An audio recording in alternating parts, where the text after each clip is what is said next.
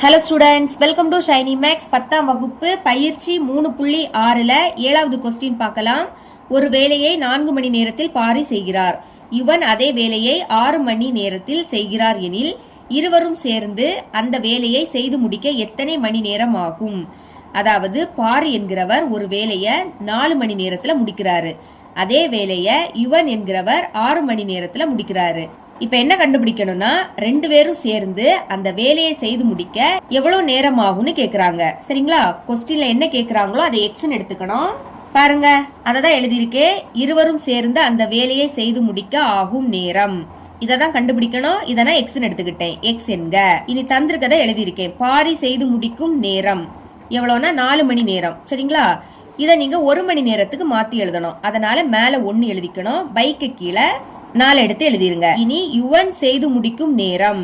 யுவன் 6 மணி நேரத்துல செய்து முடிக்கிறாரு.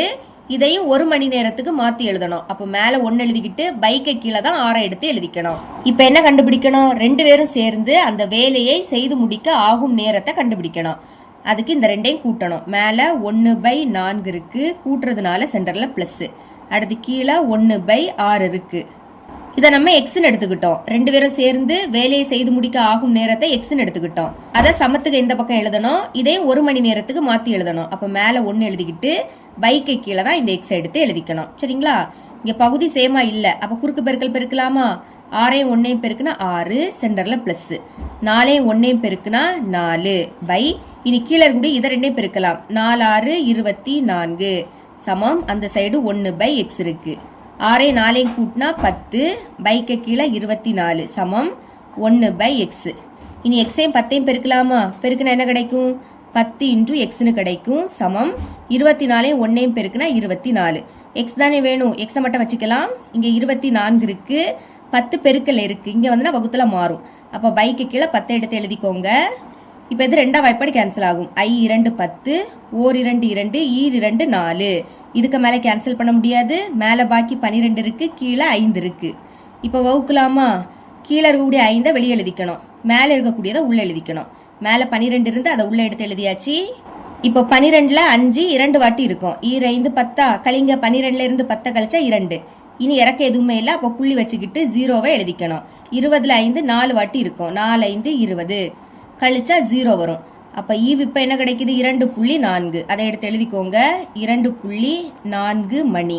புக் பேக் ஆன்சர்ல 0.4 அதை நிமிடத்துல கொடுத்துருப்பாங்க. சரிங்களா? முழு எண் 2 எழுதிருங்க.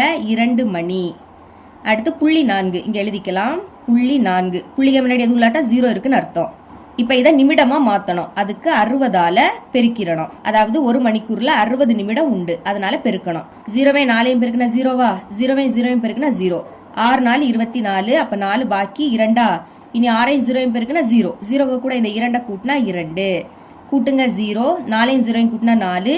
அடுத்து இந்த 2 எடுத்து எழுதிக்கலாம். இங்க ஒரு நம்பர் தள்ளி புள்ளி இருக்கு. அப்ப நம்மளும் ஒரு நம்பர் தள்ளி புள்ளி வைக்கணும். புள்ளிக்கு அடுத்து இருக்கக்கூடியது 0. அப்ப அது 0 வேண்டாம். இப்ப பாக்கி என்னது இருக்கு? 24 எழுதிருங்க. 24 நிமிடங்கள்.